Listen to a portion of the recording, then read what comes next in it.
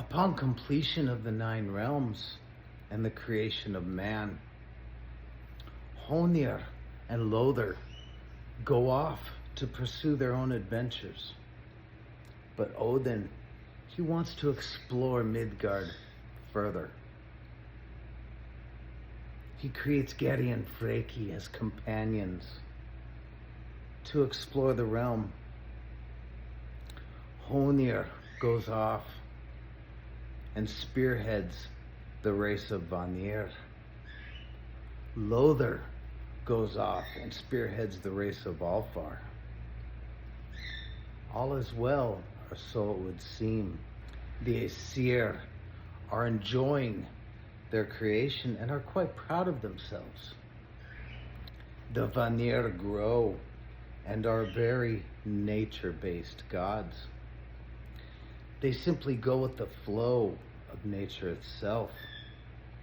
They've developed a great many packs among the Thurser. The Thurser, of course, thrive in chaos, but the Aesir have imposed a great deal of order among this chaos. The Vanir don't necessarily like being told what to do. There's already animosities growing. Gulveig of the Thurser. She travels and works her magic across the 9 realms. And when she visits Asgard, all she can do is speak of her love of gold. The Aesir, they find her very distasteful. They do not like her greedy ways. They do not like her personality.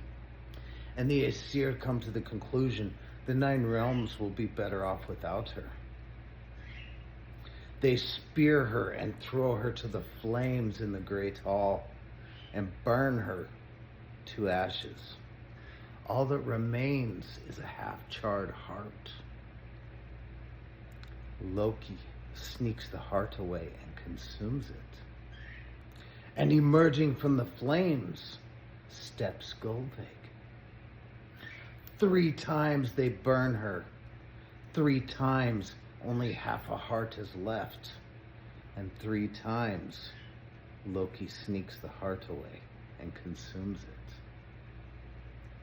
The 3rd time Gulveig emerges, calls herself Heid. She realizes each time she comes back, she's not quite whole. She's losing a little bit of herself each time. So she flees deep into the ironwoods. There she finds a cave and takes up refuge while she recovers from her wounds. The Aesir decide they're going to allow her to live in exile deep in the ironwoods. A very short time goes by and the Vanir learn of what has occurred. They had a great deal of respect for Gulveig, and they see this as an act of war. The Vanir declare war on the Aesir and take up arms and march out for Asgard. Odin, sitting in his throne, sees all.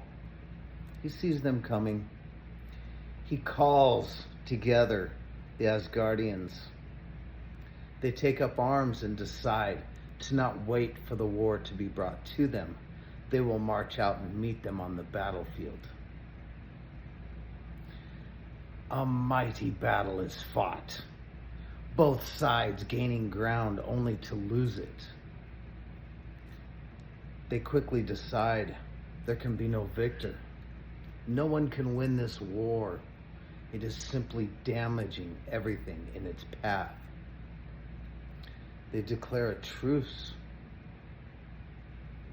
And from this truce, a great many things happen. All of the gods get together. They spit into a vat. And from this vat emerges Kvasir, one being that contained all of their knowledge. But that is for another story. They also decide to exchange hostages so that the peace will be maintained. Njord, his sister wife Jord, Fror, and Froya go to dwell among the Aesir. Mimir and Honir go to dwell among the Vanir. It's only fitting since Honir spearheaded the Vanir to begin with. There he is made their leader. Going back to the Aesir, they frown on ancestral unions, immediately dissolving all marriages. Fror is gifted the realm of Alfheim. There he is sent to preside over them all as king.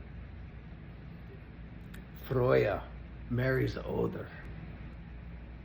Njord is given the utmost respect and treated as an equal among the gods.